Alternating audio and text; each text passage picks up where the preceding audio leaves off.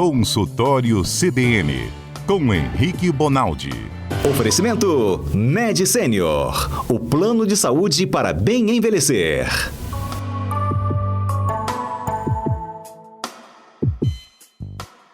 Doutor Henrique, boa tarde, bem-vindo por aqui. Tudo bom? Ei, Johnny, como estamos? Tudo bem aí com todo mundo? Comigo tudo bem. Os nossos colegas aí? Tudo ótimo. Tudo ótimo por aqui. Doutor Henrique, quando a gente fala o seu nome, vamos abrir o consultório aqui, dar o telefone no ar, bomba de mensagem.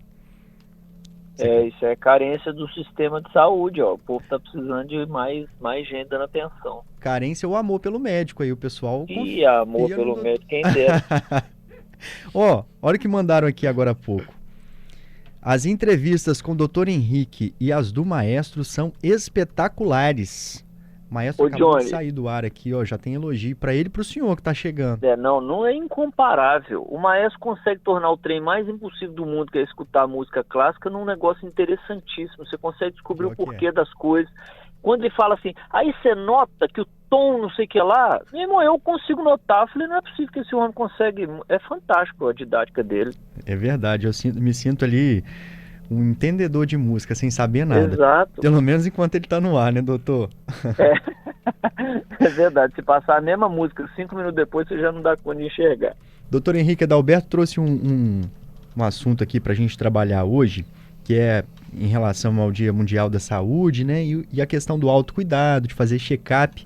Mas tem muita mensagem chegando aqui. Por onde a gente começa? Senhor dono do quadro? Você que manda, imagina. Vamos para as mensagens sempre. O ouvinte tem razão. Bora lá então. Vou começar aqui com a nossa ouvinte Silvana, hein? A gente perguntou aqui hoje mais cedo se as pessoas cuidam da saúde, fazem esses exames regularmente, né? Aqueles principais para as mulheres, para os homens. E ela disse que não cuida muito da saúde não, mas que sofre muito com ansiedade, crise de pânico e outras doenças. Ela diz que quando ela tem crise, ela fica travada, sem vontade de se cuidar e todos os dias ela tem que tomar a medicação para conseguir, no mínimo, sair de casa para trabalhar, mas está ficando difícil. Quando é assim, doutor, o que o senhor pode dizer para ela? É assim, toda doença de cunho psiquiátrico, psicológico, né, que afeta a nossa vontade, seja vontade de levantar, seja vontade de trabalhar, seja vontade de reagir, e às vezes, né, Johnny, infelizmente até a vontade de viver, tem gente que pode estar nos escutando, que está com essas ideações aí, isso tem ajuda, isso tem protocolo de ajuda, assim, isso não é um bicho de 7 cabeças para quem pode ajudar. O problema é encontrar esse profissional. Então, o sujeito que fica com essas sensações, ele geralmente se fecha no quarto, ele não se possibilita buscar uma ajuda. Então, a primeiríssima grande dica é estica a mão, que alguém vai pegar você pela mão e vai trazer você à tona de novo, vai trazer você à superfície. Essa sensação de que eu não vou dar conta, de que não vale a pena, ela é uma sensação tratável. Isso é igual febre, Johnny. Ninguém fica com febre dentro de cama, porque quando você tem febre, você fica lá amuado na cama e não dá vontade de sair. O problema é que se você não sair da cama e não procurar ajuda, vai morrer da infecção, meu Cristo. Então não faça isso. Isso é igualzinho febre. Apesar de toda a vontade de ficar dentro de casa, de ficar enclausurado, de ficar triste, ficar longe dos outros, só estica a mão. Tem profissionais habilitados para te ajudar. Esse estica a mão é claro que é assim, pega o telefone, liga, pede ajuda a um vizinho, a sua mãe, ao seu filho, peça ajuda. Um telefonema desse cara, às vezes, te tira desse limbo. Tem um tantão de gente que já tratou isso e hoje está trabalhando, diretor de empresa, gente, pelo amor de Deus. Isso é algo muito corriqueiro hoje em dia, que é tratável. Não inventa de achar que esse é o fim do mundo, porque não é. E aí no tratamento, Johnny, tem desde do remédio que ela está falando aí, até medidas não medicamentosas, né?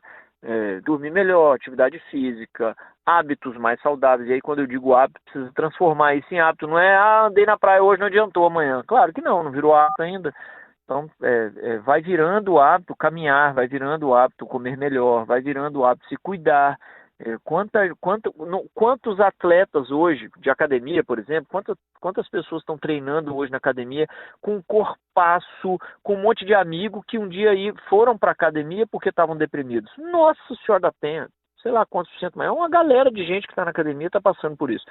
Então não desiste desse trem não, pelo amor de Deus. É um trem, não é difícil de tratar isso aí, só precisa procurar ajuda. O assunto agora é a Ana que está mandando pergunta. Diz o seguinte: tá sofrendo pra caramba com bursite e tendinite no quadril. Isso tem melhora? Tem melhora em medidas, de novo, não farmacológicas. Então, se Ana tem um sobrepeso, vão pedir, sugerir que ela perca peso. Se Ana não faz atividade física, vão botar ela num programa de reabilitação, começando com fisioterapia, com trem que tira dor, para depois fortalecer, para depois ir parar na academia, até medidas farmacológicas. E das farmacológicas, que o ortopedista, o médico vai passar, às vezes não são só essas que resolvem. E às vezes precisa até de operar. Então, volta e meia, um paciente desse precisa ir lá para a mesa de cirurgia para desgastar tal coisa, para arrancar tal trem. E aí, isso quem mais manda é o ortopedista. Então, minha sugestão, ortopedista. Qualquer coisa dessa articular, Johnny, bursite, artrite, tendinite, ou é o ortopedista ou é o reumatologista. São os dois caras que mais entendem disso na medicina hoje. Além do médico de saúde da família, de um bom clínico, ou uns cardiologistas igual eu que resolve dar pitaco. Então tem um monte de gente que gosta e vai lendo, mas assim, especialista do especialista, ortopedista e reumatologista. Débora pergunta o seguinte: doutor, eu tenho me sentido muito cansada, com sono toda hora, abrindo a boca, mas eu tenho dormido bem. Será que seria falta de vitaminas? Ontem ela estava ouvindo aqui a doutora Roberta Larica falando da importância de saber como é que estão os níveis lá de vitaminas, a alimentação, quando é necessário suplementação. E agora o ouvinte aqui dizendo que não está bem não. Será que é falta de vitamina? O que pode ser, doutor? Primeiro que assim, quem está dormindo bem não tem sono durante o dia. Então dormir bastante não é sinônimo de dormir bem. Então, a primeira coisa que a gente tem que botar na cabeça é ter sono durante o dia não é uma realidade para quem está indo bem do sono vigília, ou seja, eu estou ficando muito bem acordado e muito bem dormindo.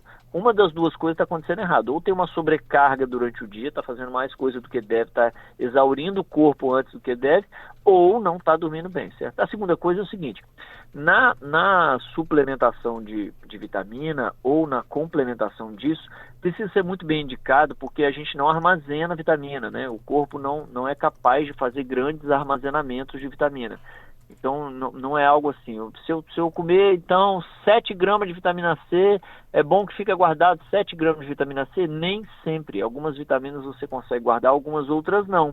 Então, precisa ter a dosagem com a indicação correta. Até porque, Johnny, na alimentação brasileira, na alimentação correta brasileira, arroz, feijão, carne, verdura, 100% das vitaminas estão em sua plenitude lá. Então, se ela, por exemplo, se alimenta muito bem, a questão da hipovitaminose, ela vai deixando de ser tão importante assim. Quem mais manda na medicina do sono hoje é o pessoal da psiquiatria, da neuro e principalmente da pneumologia. Então, talvez valha a pena começar por esse eixo aí do sono. Será mesmo que está dormindo bem? Esse é o primeiro descarte que eu faria. E a segunda coisa é uma avaliação médica, que nem sempre, Johnny, envolve exames. Nem sempre a gente na medicina envolve exame. Hoje, por exemplo, eu terminei uma consulta que eu não tinha ideia do que a mulher tinha. E aí os 5% que me resta de chance para adivinhar o que ela tem, eu tive que abusar dos exames. Mas ontem, por exemplo, eu vi uma paciente que eu zerei. Eu sabia o que ela tinha sem precisar de exame. Então, é de indivíduo para indivíduo. Não existe esse pacote assim de vamos dosar tudo para saber tudo. Isso na medicina é até de risco. Às vezes eu trato o laboratório, às vezes eu trato um trem que o cara nem está sentindo, só uma alteração de laboratório. Quando você fala que às vezes você acha que está dormindo bem, mas não está, tem a ver com a qualidade desse sono, né, doutor? Exato. Hoje tem descritinho assim, sabe, Johnny? Você tem X tempo para entrar no sono profundo, X tempo, tantos despertares noturnos são possíveis, sua oxigenação pode ficar até aqui, seu tempo de sono, chama de latência. Então, hoje tem descrito certinho assim, como é que deve ser o sono ideal. E com isso, Johnny, a gente está prevenindo não só essa sonolência durante o dia, risco de acidente de trânsito num cara que dirige ônibus, dirige avião, sei lá, até, por exemplo, doença cardiovascular. O sono hoje, o mau sono hoje é um dos fatores de risco para você ter doença cardiovascular, ter infarto, ter derrame, doenças progressivas e inexoráveis, aí, como, por exemplo, Alzheimer, o Parkinson. Então, tem uma relação íntima entre a qualidade do sono e bem-estar e saúde. Por isso que e isso descrito em livro, né? A medicina hoje é baseada em evidências, assim. Então tem evidências e evidências. Não só da música, mas na medicina tem... A gente chama isso, Johnny, hoje também está muito categorizado isso. Se você abrir um artigo científico qualquer, uma diretriz qualquer hoje na medicina pela web, pelo computador, você vai ver que tem um quadradinho, um quadro com verde, amarelo e vermelho. Quem está na frente do computador aí, abre uma diretriz qualquer. Diretriz de hipertensão, abre aí que você vai ver esse quadrado. Esse quadrado é assim, os estudos mais tops no mundo, eles são tão importantes, que o cara escreve que aquele estudo, ele determina uma ação do médico. Então, a partir desse estudo aqui, que eu estudei a droga XYZ, tem que usar no indivíduo com tal coisa, certo? É o tem que, aí está lá em verde. O estudo que é mais ou menos, que diz que talvez melhore a qualidade, não foi tão grande assim, né? Fala assim, ó, você pode usar para tal coisa, é o amarelinho, tá lá. E o estudo que descobre que a droga ZJK é horroroso para tal coisa, ele escreve em vermelho, ele fala, não faça, porque essa droga não foi boa para tal coisa, certo? Então a medicina até nisso está muito bem estruturada. Então hoje o que é assim, verdinho, o que atrapalha muito? A qualidade do sono pode ser muito ruim para algumas doenças. Então talvez eu investigaria isso. Ó, Marinho mandando mensagem também. Muito top, hein, doutor Henrique? Os ouvintes sempre elogiam antes de fazer a pergunta, tá? O senhor tá com muita moral com os nossos ouvintes. Eu tô que falar isso pra minha mulher ver que eu tenho Conta pontos a seu favor, doutor Henrique, tá vendo? Você pode anotar ali. Hoje já foram mais de 10. Ó, o Marinho disse que está sofrendo muito com falta de ar e dor de cabeça. Não falou o tempo, mas é preocupante esse quadro aí, doutor? É assim, ó, falta de ar, a gente chama isso de dispneia, né? A sensação que o sujeito tem de falta de ar. Essa falta de ar, ela pode ser desde orgânica, então o cara tem insuficiência cardíaca, ele tem asma, ele tem bronquite, ele está com pneumonia, ele fez uma trombose, o bicho está pegando pro lado dele. Ou isso pode ser psicogênica, que eles chamam, que é aquele cara que entra em síndrome do pânico, em crise de ansiedade, é o cara que recebe uma notícia horrorosa, é o cara que tem medo de avião e entra para dentro do avião, esse cara também sente falta de ar. Então só tem um jeito de diferir as duas, entrar na frente do consultório, na frente do médico e contar para ele como é. Hoje eu tive uma paciente que a dispneia dela era psicogênica. Do jeito que ela conta, você vê que ela não tem doença. Você vai examinar ela no exame físico, não tem absolutamente nada. Então você consegue matar essa charada de um jeito muito, muito simples. Mas não é um negócio para você ficar sentindo em casa. Por quê, Johnny? Porque parte dessas causas orgânicas, parte dessas causas biológicas aí que acontecem no sujeito são de extrema gravidade. Insuficiência cardíaca é de extrema gravidade, embolia de pulmão é de extrema gravidade. Algumas doenças, então, como elas são muito graves, você não fala para o cara assim, fica tranquilo, fica sentindo essa falta de ar aí, marca uma consulta daqui 60 dias que vai dar certo. Não faça isso.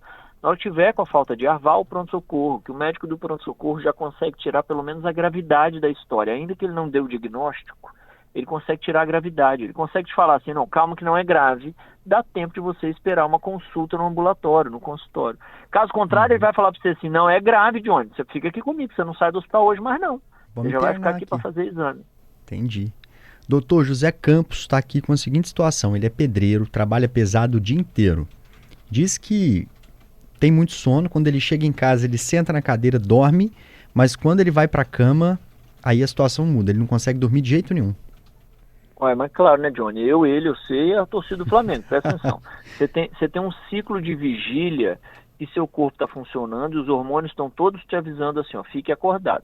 Aí você chega em casa depois de um dia exaurido, exausto de trabalho, aí provavelmente come alguma coisa, encharca o estômago de coisa e avisa o corpo assim, ó, tá de noite, cheguei de trabalho, já comi, não tem mais nada para fazer, seu corpo te desliga. Aí essa hora e meia, meia hora que você tenha de sono, 6 horas, 7 horas da tarde, isso te arrebenta durante a noite, porque às vezes é um sono de uma qualidade muito boa, às vezes você senta em sono profundo sentado na cadeira. E aí quando você vai para a cama você não consegue dormir. Claro que não, minha sugestão, chega em casa, vai caminhar, come algo muito leve e deixa para fazer essa rotina que você está fazendo, de uma comida mais pesada, de deitar no sofá vendo TV quando for 10, 11 horas da noite. E aí quando você fizer isso, você vai trazer ao corpo a notícia de que você está indo dormir na hora que verdadeiramente você ia dormir. Então provavelmente seu sono vai vir. Igual seu sono vem quando você senta, ele vai vir quando você deita à noite. Só que você não dá esse intervalinho. Isso é muito comum, Johnny, desculpa me estender, em idoso.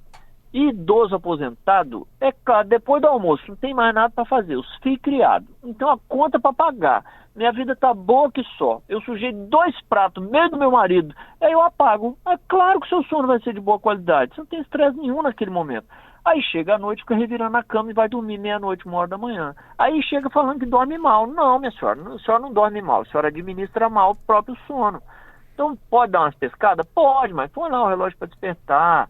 dá uma pescada debaixo do sol, sei lá, num trem que incomoda, debaixo de uma goteira, que aí você não dorme essas 2 horas depois do almoço, senão arrebenta à noite mesmo. Isso chama sono fracionado. E aí sofre para entrar no sono melhor durante a noite mesmo. Depois vai virando um hábito ali, né? Vai organizando, no começo pode ser difícil, mas... Exato. Não desiste não, dá para organizar o sono. Ó, Graziele está perguntando aqui para o senhor quais são os cuidados a se ter após passar uma cirurgia de correção de aneurisma da artéria, aí agora abdominal. Eu tenho uma palavra aqui que não dá para entender, Deve ser mas... a aorta abdominal. Pode ser, sim. Isso é só para lembrar, essa artéria nós estamos falando que ela tem mais ou menos uns 3 centímetros de diâmetro. Então, fecha seu dedo indicador com seu dedão, que é a bitola dessa artéria. Essa é a principal artéria do corpo, que sai lá do coração. 100% do seu sangue que é ejetado do coração passa por ela, e é dela que vão saindo os ramos, tanto para a cabeça quanto para o coração, para o tórax, para o abdômen, para a perna. Então é uma cirurgia de altíssimo risco, de um vaso super importante, que caso rompa, você não dura 3 segundos. Então a primeira coisa é seguir a orientação do médico que operou, que provavelmente foi repouso absoluto em tantos dias, repouso relativo em tantos dias, 60 dias sem pegar peso nenhum, atividade física daqui 6 meses.